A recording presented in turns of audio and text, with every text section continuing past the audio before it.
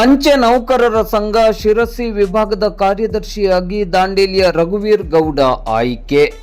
Post man ಮತ್ತು ಎಂಟಿಎಸ್ಇ ಅಂಚೆ ನೌಕರರ ಸಂಘದ ಶಿರಸಿ ವಿಭಾಗದ ಕಾರ್ಯದರ್ಶಿಯಾಗಿ ದಾಂಡೇಲಿಯ ಕ್ರಿಯಾಶೀಲ ಪೋಸ್ಟ್ ಮ್ಯಾನ್ ರಘುವೀರ್ ಗೌಡ ಅವರು ಆಯ್ಕೆಯಾಗಿದ್ದಾರೆ.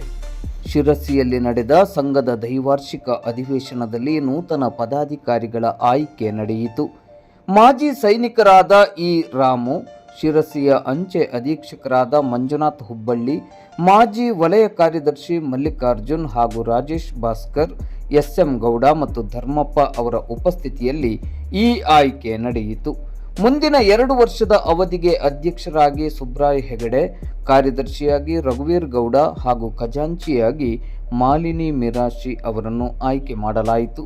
ಕಾರ್ಯದರ್ಶಿಯಾಗಿ ಆಯ್ಕೆಯಾಗಿರುವ ದಾಂಡೇಲಿಯ ಅಂಚೆಯಣ್ಣ ರಘುವೀರ್ ಗೌಡ ಅವರು ಕಳೆದ ಅನೇಕ ವರ್ಷಗಳಿಂದ ಅಂಚೆ ಇಲಾಖೆಯಲ್ಲಿ ಅನುಪಮ ಸೇವೆಯನ್ನು ಸಲ್ಲಿಸುತ್ತಿರುವುದರ ಜೊತೆಗೆ ಒಬ್ಬ ಗಾಯಕರಾಗಿ, ಕಲಾವಿದರಾಗಿಯೂ ಕಲಾ ಸೇವೆಯಲ್ಲಿ ತಮ್ಮನ್ನು ತಾವು ತೊಡಗಿಸಿಕೊಳ್ಳುವ ಮೂಲಕ ಅಂಚೆ ಇಲಾಖೆಯ ಹಿರಿಮೆಗೆ ಪಾತ್ರರಾಗಿದ್ದಾರೆ.